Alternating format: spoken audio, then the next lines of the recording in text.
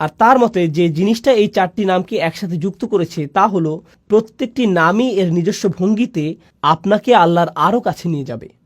প্রত্যেকটি নামই আপনাকে আল্লাহর প্রতি আকৃষ্ট করে এবং আপনাকে আল্লাহর সান্নিধ্যে রেখে দেয়। ফখরুদ্দিন আল রাজি এটা বর্ণনা করেছেন। আমি তার ব্যাখ্যা থেকে কিছু উদ্ধৃতি উল্লেখ করছি। আল্লাহর গুণবাচক নাম রাজা বিষয়ে আমি তার ব্যাখ্যা দিয়ে শুরু করছি। أن العظيم لا ينصرف عن مجلس من كان عنده إلا عند انفضاض مجلسه أو إذانه بانصرافهم। যখন আপনি মহিমান্বিত কারো সান্নিধ্যে থাকেন, এই ক্ষেত্রে একজন রাজার সান্নিধ্য, এটা অশোভনীয় যে আপনি সেখান থেকে হঠাৎ করে বের হয়ে আসবেন। আপনাকে রাজকীয় সান্নিধ্যের সম্মান দেওয়া হয়েছে। আপনি আমন্ত্রিত হয়েছেন কোনো প্রাসাদে, তখন আপনি কোনো রেস্টুরেন্ট বা ট্রেন স্টেশন অথবা সিনেমা হলে বসে নেই যে আপনি উঠে চলে আসলেন। যেহেতু আপনি একজন রাজার সান্নিধ্যে রয়েছেন, আপনাকে যথাযথ শিষ্টাচার এবং নিয়মকানুন মেনে চলতে হবে। আমার নিজের এই বিষয়ে কিছুটা অভিজ্ঞতা আছে। আমার সুযোগ হয়েছে কয়েকজন প্রেসিডেন্ট এবং কয়েকটি দেশের রাজপরিবারের সদস্য